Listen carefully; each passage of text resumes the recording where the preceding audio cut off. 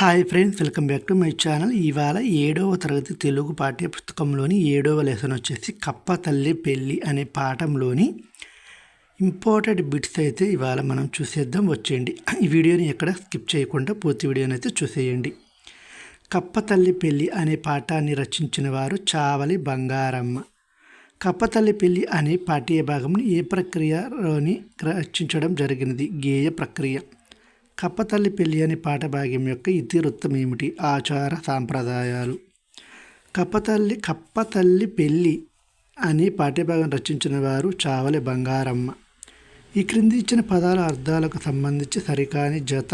కనకం కుక్క తప్పిది కనకం అంటే బంగారం అంట. గగనతలం ఆకాశ మార్గం. పయనం ప్రయాణం. శుభం మంచి కరెక్టు ఇది తప్పు. ఇది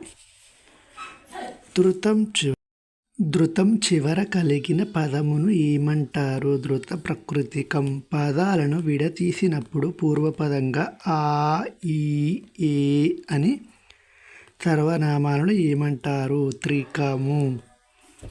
ఆ ఈలను త్రికములు అంటారు. క్రింది ఇచ్చిన వాటిలో పంచమి విభక్తి యొక్క ప్రత్యయాలు ఇవేవో గుర్తించండి. వలన్ కండెన్ పట్టి. ఒక పదం వెంటనే 2 సార్లు ప్రయోగిస్తే రెండవ పదాన్ని ఏమంటారు? ఆమ్రేడితం. విద్యావంతుడు అందరిచే పూజింపబడతాడు. గీత గీసినది ఏ విభక్తి ప్రత్యయం అవుతుంది? తృతీయ విభక్తి. చెప్పసైక్యము కాదు వేరే బోదురు.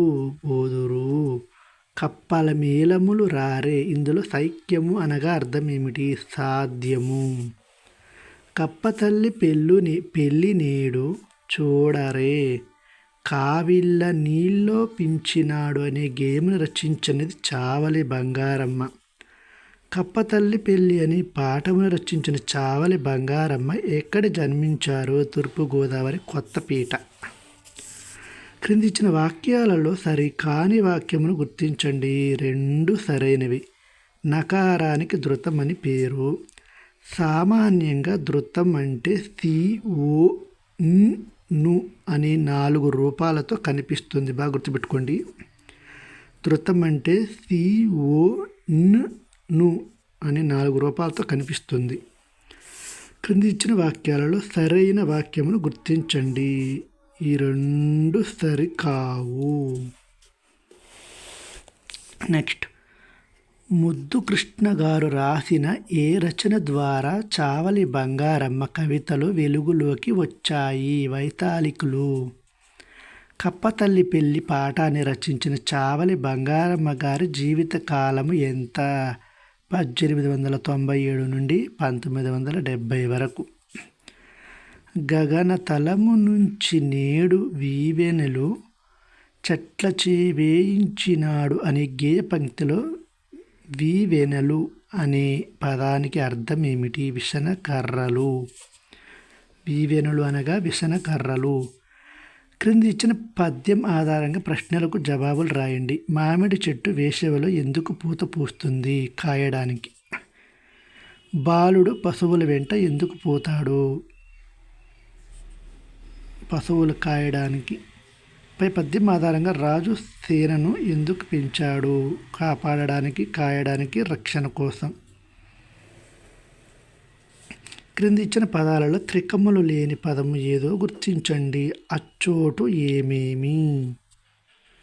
ఇవి త్రికములు లేని పదము.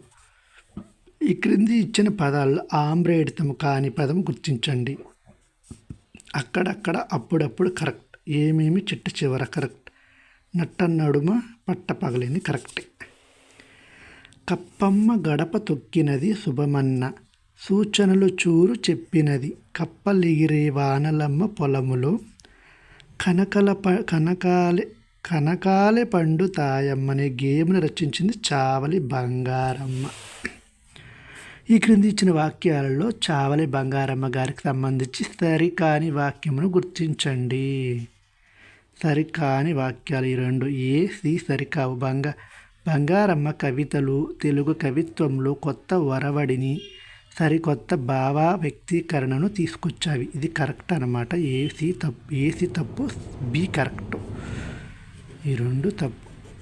ఇది కరెక్ట్ అనమాట. ప్రాచీన కాలం నుండి భారతదేశం సంస్కృతి సాంప్రదాయాలకు ఆచార వ్యవహారాలకు నిలయం. వాటిలో భాగంగా వర్షాభావ పరిస్థితులు ఏర్పడినప్పుడు కప్పలకు పెళ్ళిళ్ళు చేసేవారు.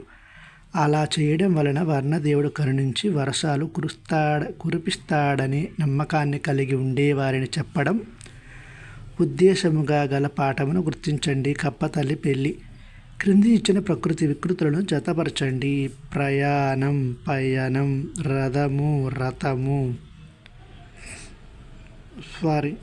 రథము అంటే ఆ రథము, స్థలము అంటే తలము, బైత్యము అంటే బెత్తము.